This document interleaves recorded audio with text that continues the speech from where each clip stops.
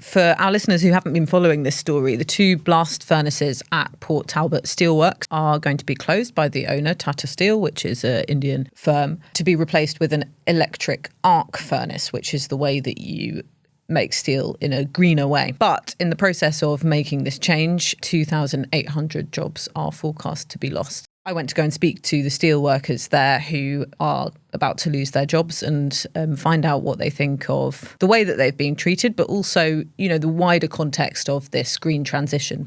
It's dominating the news in many ways, isn't it? It's in Stephen Kinnock's constituency, who's a Labour shadow minister. Mark Drakeford, the First Minister of Wales, has complained about the fact that Rishi Sunak won't speak to him about it. So we've seen it over many years that Port Talbot's sort of been this totemic project that's required government funding, but also is trying to modernise and adopt new green practices. So where does this fit in the broader story, Anoosh, of Port Talbot and also that industrial debate within the UK? Yeah, so you're right. So closure has sort of hung over, or the prospect of closure or job losses has hung over Port Talbot for a long time.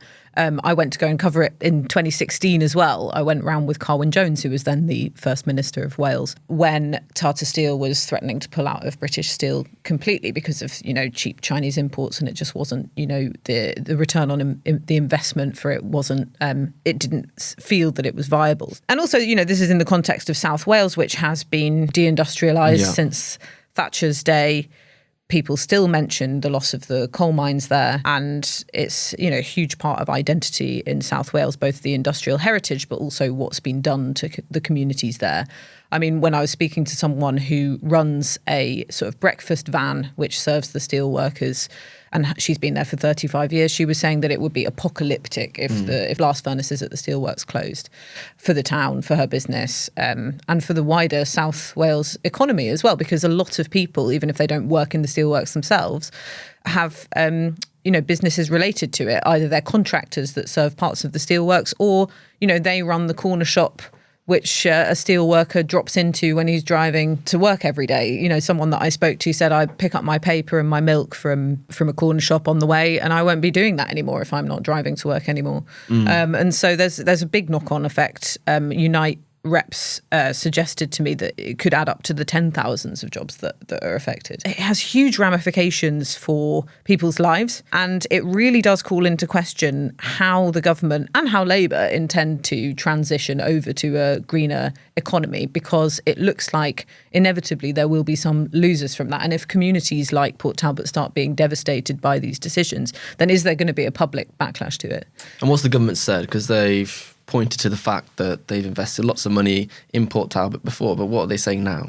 Yeah, so now they've given 500 million to Tata for this transition, and Labour essentially are framing this as, you've given this money to this company to make 3,000 jobs redundant in Britain with no proper strings attached. The consensus seems to be, from people who know about this, is that they had the figure first and built their offer around that figure. So it's basically like, you know, we can offer this much and no more. Whereas Labour, 3 billion into green steel investment is part of their green prosperity plan, and so they've got sort of bigger money to throw at Port Talbot or at Tata. But again, you know, is that enough? You know, I was speaking to steelworkers who were saying they didn't think Labour was offering enough, and they can't promise to reopen these blast furnaces if they close before they get into government, because apparently it's very difficult to reopen the furnaces. So I was speaking to Stephen Kinnock, who, you know, he doesn't work on energy policy, but he's on Labour's front bench and he represents this constituency.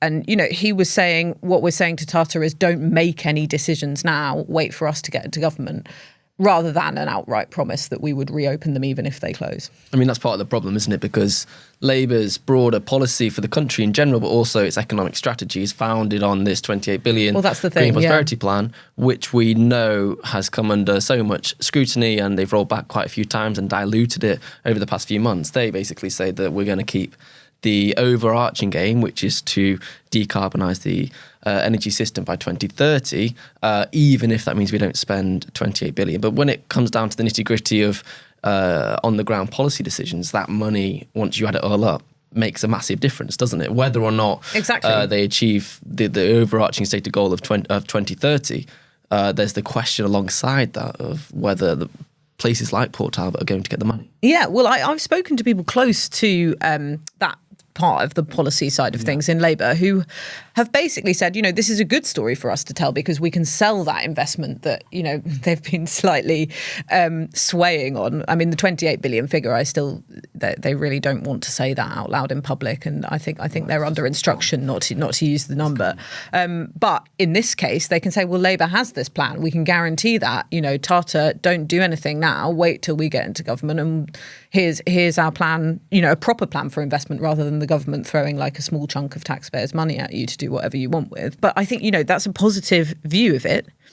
But on the other side, I know this is happening under the government's watch, but is it more grist to the argument that net zero is leaving sort of ordinary people behind and having a real financial impact on people's lives, which, the Conservatives have been trying to use, especially since that ULEZ by-election, even though, that policy isn't necessarily related to net zero in quite a direct way. Yeah. So there's already been op-eds in right-wing papers saying this shows the sort of betrayal of net zero, and not the betrayal of net zero, but the betrayal of people under the name of net zero. So I do think that is a vulnerability for Labour as well. Well, this is one of the problems, isn't it? How you keep people on board during the transition.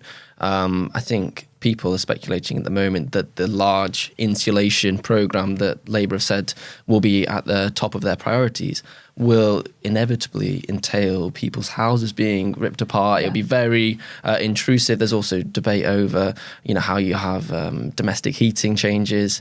And we're sort of yet to get to those things, and we're yet to see the reaction. Now, some people might point to something like ULEZ, which, as we say, is not really a climate change policy, it's more of a health policy. But it was sort of framed in a way of intruding on people's personal lives for some environmental outcome. And I think it's quite interesting, isn't it, that we had so much debate for many months in the lead up to its introduction. And then once it was introduced, there's not been that much backlash, I think, because once people realised that it only affected quite a small number of people. Can't really say the same about home installation, which they hope affects everyone. So I think you're right, Anoosh, the debate is going to shift in the next few years if Labour are going to be successful in implementing these plans. Yeah, and it's worth saying actually that the workers that I spoke to, they weren't cynical or sceptical about the green transition. They want to have cleaner energy. They work in this plant. I went round the plant. You can smell it. It gets into your nose, into the back of your throat, the coke burning, which they need to use to create the steel. It's really unhealthy. A black cloud sort of hangs over these works, and then when you drive further out away from them, then suddenly like a little bit of blue sky was shining through. So it's dirty work, and they like the idea of cleaner energy and a green transition, and they've got those specialist skills that they can use in different sort of manufacturing purposes. So they're not against it, but I think what they were saying is they feel completely betrayed by the company, first of all, by the government as well, which they feel are sort of chucking their jobs under the bus. And they do have optimism for a Labour government to do it differently. But ultimately, it takes fewer workers to man an electric arc furnace than it does the two blast furnaces. So there are going to be jobs that need to be redistributed elsewhere.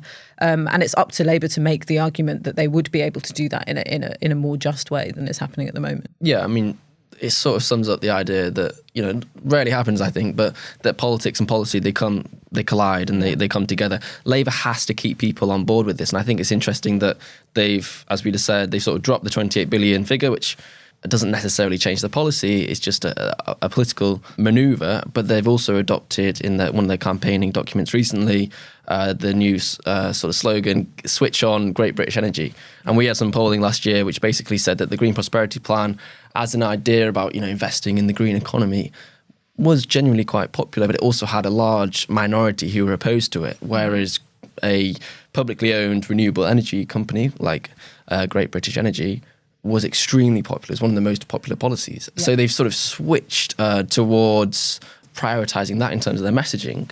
Now, whether that means necessarily that the policy is going to change, I think is a different question. But leading up to the election, at least, we're going to see them not talk about the 28 billion and talk about Great British Energy. Yeah, no, that's absolutely right. I mean, I've sat in focus groups when that Great British Energy policy has been presented to people, and it always goes down really well. So I think it's right for them to sort of frame their energy reforms around that policy because it is popular.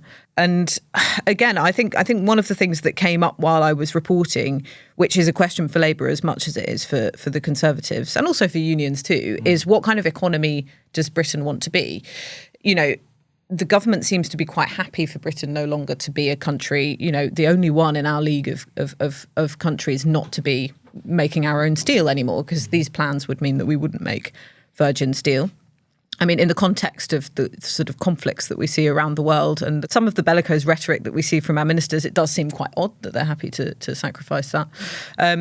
But also, is there an undue nostalgia for manufacturing in British politics? And that's something I thought Stephen Kinnock, when I spoke to him, was really interesting on this, because he said it so many times. I think he said it about 4 times when I was speaking to him. He doesn't want to be sentimental or nostalgic about these kind of industries. He wants them to be seen for what they are, or what he was arguing they are, which is, extremely cutting edge, high tech, high skilled things that can be taken into the future, rather than, harking back to a past that really doesn't exist in Britain anymore. I mean, it was interesting because the workers were showing me around all the land that will eventually be sold off for the free port that's planned for Port Talbot, which is the post-Brexit policy for these sort of deregulated areas of industry. And they were saying probably some of our apprentices who we've been training up since they were 16 are going to end up working in Amazon warehouses here.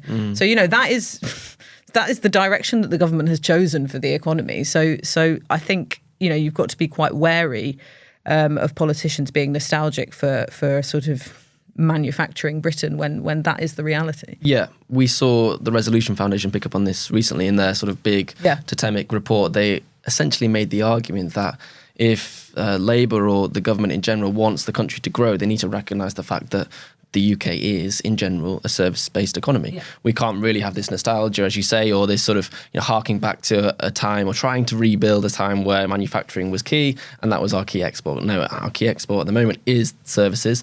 So they've, for instance, took the example of Manchester, and they said, okay, well, if we want Manchester to grow as a city economy, well, first of all, we need to massively increase residences in the town centre, and we also need to bring in those huge service providers that are mostly based in London to Manchester, because that's the only way that we can increase productivity. So I agree, there's sort of that recognition, it sounds like, from Stephen Kinnock and others, that you can't be nostalgic about it, but it sounds as well that Port Talbot isn't necessarily representative of the UK economy in general, when I can't remember the figure, but it's something like 80% is service based. Thanks so much for watching. We'd love to know what you think. Please make sure you leave your comments below. And if you enjoyed watching this podcast, you can watch more of our videos on our YouTube channel. And don't forget to like and subscribe.